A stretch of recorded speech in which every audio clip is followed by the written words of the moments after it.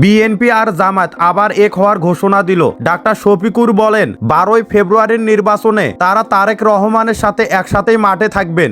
রাজপথ কাঁপাতে এবার একসুরে কথা বলছে বাংলাদেশের বড় দুই শক্তিশালী বিএনপি আর জামাত। নতুন ইতিহাস গড়তে একমত হয়েছেন তারেক রহমান ও ডক্টর শফিকুর রহমান।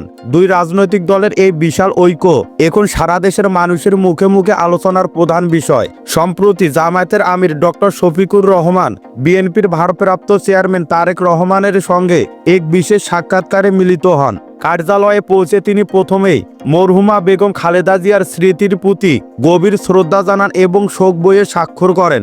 এরপর শুরু হয় দেশ গড়ার সেই ঐতিহাসিক বৈঠক। ব্রিফিংয়ে ডক্টর শফিকুর রহমান বলেন, বেগম খালেদা জিয়া আজীবন গণতন্ত্র আর মানুষের অধিকারের জন্য লড়াই করেছেন। জেল জুলুম সহ্য করেও তিনি মাথা নত করেননি। তার বিদায়ে মানুষের যে ঢল নেমেছিল তা প্রমাণ করে এদেশের মানুষ তাকে কতটা ভালোবাসত।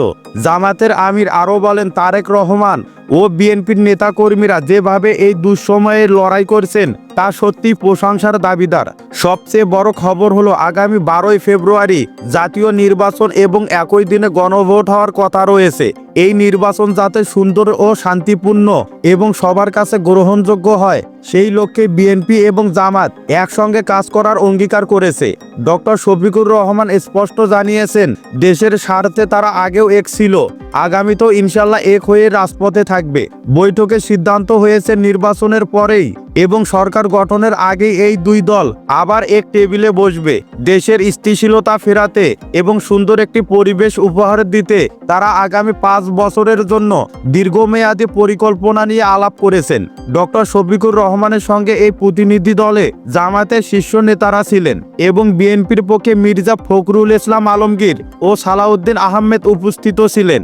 ম্যাডাম খালেদা জিয়া যে ঐক্যের ডাক দিয়েছিলেন সেই পথেই এখন দুই দল শক্তভাবে এগিয়ে যাচ্ছে। ইত্তেফাক পত্রিকাতেও এই সংবাদের সত্যতা ফুটে উঠেছে।